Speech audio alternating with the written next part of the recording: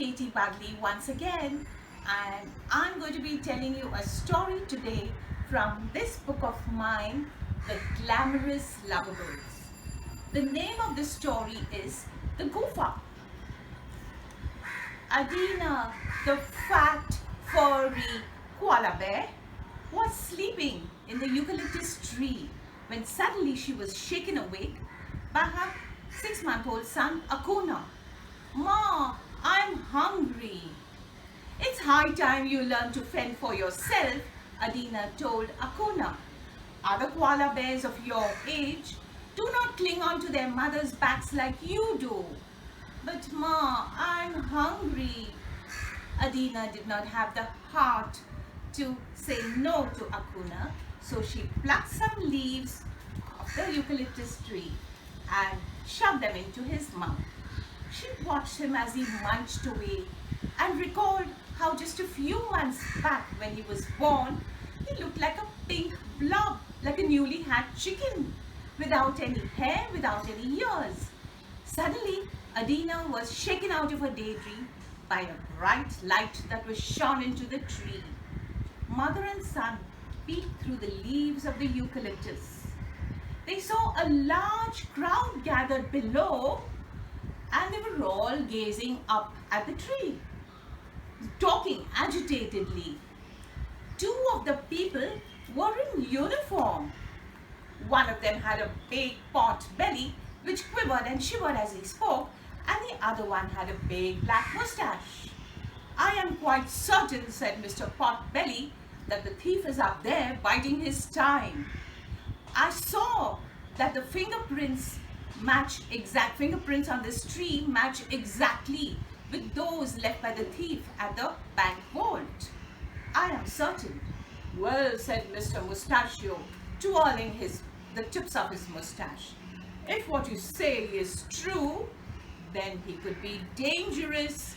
He could be armed. He could shoot randomly at the crowd, tell the people to move back." All the people were aghast as they moved back, their eyes wide with horror, their mouths wide open. And the two policemen stood there with their guns aiming at the top of the tree, waiting. Adina and Akuna, looking down, wondered what they were up to. "These humans," said Adina, "they are so unpredictable. Never trust them, son."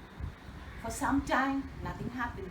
Then Akuna, getting bored of looking at the people staring up, began playing with one of the branches of the eucalyptus tree. And suddenly, the policemen galvanized into action. "There he is, there he is, I told you so," said Potbelly. "The tree is shaking, he's there." And Mr. Mustachio shot a bullet into the air. There was all confusion in the crowd. Someone screamed, some people fainted, and Mr. Potbelly looked and his belly quivered and shivered. Mr. Mustachio held a loudspeaker to his mouth and yelled, "Hey, you up there! The game is up.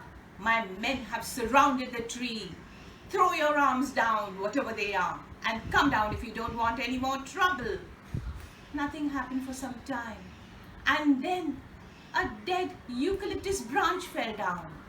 Akuna had been playing with it and decided to throw it down. And then Adina, wanting to see better, parted the leaves of the eucalyptus tree, with the result that Mother Koala Bear and Baby Koala Bear were in full view of the crowd. "Oh no, there is no thief up there," said one of the crowd. "That's the Goof-up. The police should have known better." And then someone began to giggle, someone else began to chuckle, and then they all laughed and laughed, slapping their thighs. Everyone was laughing except the two policemen. Mr. Mustachio's face was red with anger. His mustache, the tips of his mustaches, shot straight up. He yelled at his assistant, still holding the loudspeaker to his mouth. "You fool! You have goofed up again. You have made a mockery of the police intelligence." And poor Mr. Potbelly, his belly shivered uncontrollably. He looked down sadly at his feet. There goes my promotion. I could have sworn that the fingerprints of the thief were identical to the ones left on the tree. Suddenly, someone stepped out of the crowd. Hello, hello, I'm a zoologist and I would like to share something with you. You see, koala bears have fingerprints which are very similar to those of humans. It so happened by sheer coincidence that the thief's fingerprints were identical to the ones left behind by the two koala bears on the tree. So it's not the assistant's fault at all. Oh, began the crowd as the revelation, and they all started murmuring and talking at once. Adina, up on the tree, had the last say. She shook her head and said, these humans, they are crazy. They just don't know how to behave. Thank you. That's the end of the story.